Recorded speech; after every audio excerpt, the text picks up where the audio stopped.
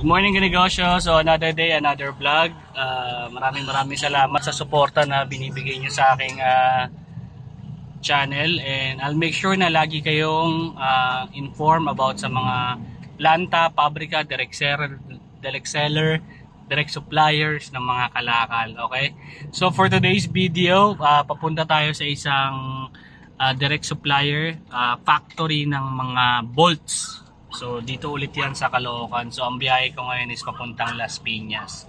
Okay, so please continue watching, and also you may click the link below para sa full video. Ibig sabihin nandoon yung address, contact person, and also kung mabibidyoan ko yung DR or delivery receipt para nang sa ganun makita nyo yung presyo. Kasi on my previous video, binidyohan natin yung bakal at yung mga presyo niya na talagang sobrang mura naman sa construction supply.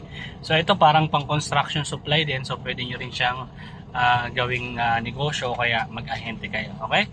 So maraming salamat sa new followers, subscribers, sa mga nanonood, and please support my video para nang sa ganun makapag-share pa ako ng maraming information about direct seller, pabrika at planta, kasi nga lagi naman tayong nasa labas. Okay, so hanggang doon na lang. Maraming salamat.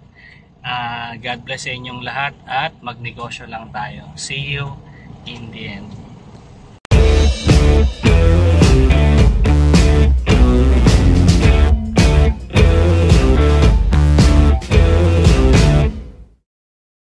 So as I promise, ito yung DR. Okay, so ito yung presyo, quantity niya 4,000, tapos 60,000 yung amount. Grabe, no? BIR din sila, so kompleto. So ito yung office nila. Okay, so for now pupunta na tayo ng Las Piñas para nang sa ganun ma-deliver natin, tapos makita natin kung ano yung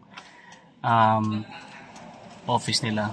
Tsaka tingnan nyo mabuti dito rin sila kumukuha sa Caloocan na binibenta dyan sa iba't ibang lugar. So ibig sabihin ito talaga yung mga direct seller, direct manufacturer, or talaga nagpaparating ng mga kalakal. So make sure to follow for more. Maraming salamat sa pag-support. Thank you.